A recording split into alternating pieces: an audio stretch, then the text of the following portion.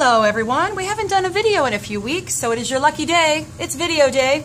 And yes, we're going to do another watercolor technique because this is what we get the most questions about, and frankly I think it's fun and pretty. Look at today's card. Love it, love it, love it. It is a memory box die called Silver Springs Butterfly. That's this intricate white butterfly die. Love it. And the back piece is what we're going to be working on today with our ever trusty distressed inks that work really well with water. So, I know it looks hard, I know it looks intimidating, but it is extremely simple. This card is going to be out this week for our Wednesday cards, and anybody who works here can help you with these techniques, so please come and ask. We'd love for you to do it. These cards are just $2 each, and I'm going to show you right now how to do it. So the first thing we need to do this card is a palette, and by that I mean something slick that we can scribble the inks onto, and then we're going to use a water brush, and we're going to simply draw the inks from the palette. So we need just a simple squish of each of the inks. We have 4 colors just to kind of basically represent the rainbow. There's, don't have to do it all pretty. You just want all of the colors represented here. And there is no right or wrong way to do this, which I love. You can add as much color, as little color as you like. So today we're actually going to use Bristol paper, which also works as well as watercolor paper, but sometimes I like the feel of the Bristol. It's nice and smooth, but it does take the water really well. So in order to do this, we just need a water brush, a little tin of water, I hear my phone, and a paper towel because we're going to do some blotting. So we're simply just going to wet our surface, not too much, just a little bit of water, just so when we start adding our ink, we're not going to get too many blobs.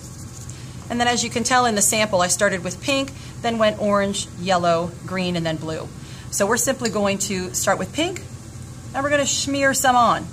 It's a highly technical term. We're just smearing it on there.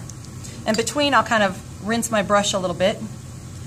Now let's add some orange. And this is a multi-step process, so don't worry if it looks a little weird right now. We're gonna get there. And of course I'm blending, like right now I'm blending the yellow into the orange. That's fine. And now we're onto the green. That's coming out pretty light, so we're obviously going to have to add a lot more of the green. And this blue is beautiful. Whoops. Okay, so now we're at step 1. I think what I'll do is go dry this with the heat gun, and then I'm going to apply my second layer of ink, so stay tuned. Alright, so now I've dried this with the heat gun, and now we're going to apply a little bit more ink, except this time I'm going to be a little bit more purposeful, and I'm going to kind of put blobs. And you'll see that'll kind of seep in a little bit. So I'm kind of purposely putting some blobs a few places. That's a highly technical term, the blob of ink. Because you'll see this will really give us a little pop of color. So again, between I'm just kind of washing my brush a little bit. And I don't want these to be perfect. Like I'm really just kind of squishing it on there. Now we need a little bit more green. 1 second. So these distressed inks are just so much fun to work with. If you own any of these at home, get them out, throw some water with them, and of course you can use them as an ink pad also. I mean, it's definitely an ink. You can do sentiments or whatever with it. Okay, and now we're going to do something with our blobs to kind of soften them a little bit.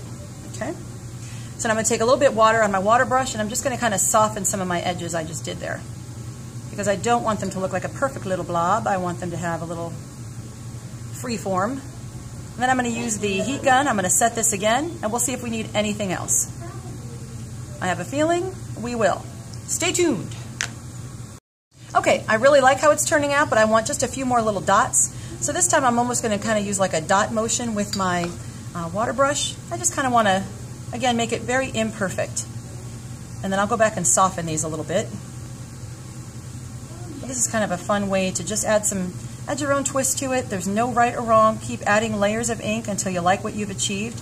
You can also use a paper towel and kind of blot a little bit. See how that kind of takes some of the ink off? But we're going for a really kind of splotchy, really imperfect look. And then the very last step, which is so incredibly simple, is we are going to use the die cut. You have to poke out all the little holes here, of course. And I'll put some pop dots behind this material and put it right here. Simply lay the memory box die over top. I added 3 sequins just for a little bit of trio of color. I think those are really cool. Simple card, very, very simple to do. It's this Wednesday at Photo Scraps. They'll be out for all week. come see us. We'll see you soon. Thank you. Hello, it's me again. This is the second card that will be out tomorrow for our Wednesday cards. Again, just $2 each. Very simple card to do. This purple background die is by Tailored Expressions. It's called Floral Lattice. Really pretty and extremely simple. We just layered it over a cream background. We did use purple embossing powder for the sentiment. And then the bow is actually made with a triple loop using the bow maker, so we'd be glad to show you how that works tomorrow also. So very simple card, but very pretty. $2 each. Come see us hopefully today or tomorrow. Thank you.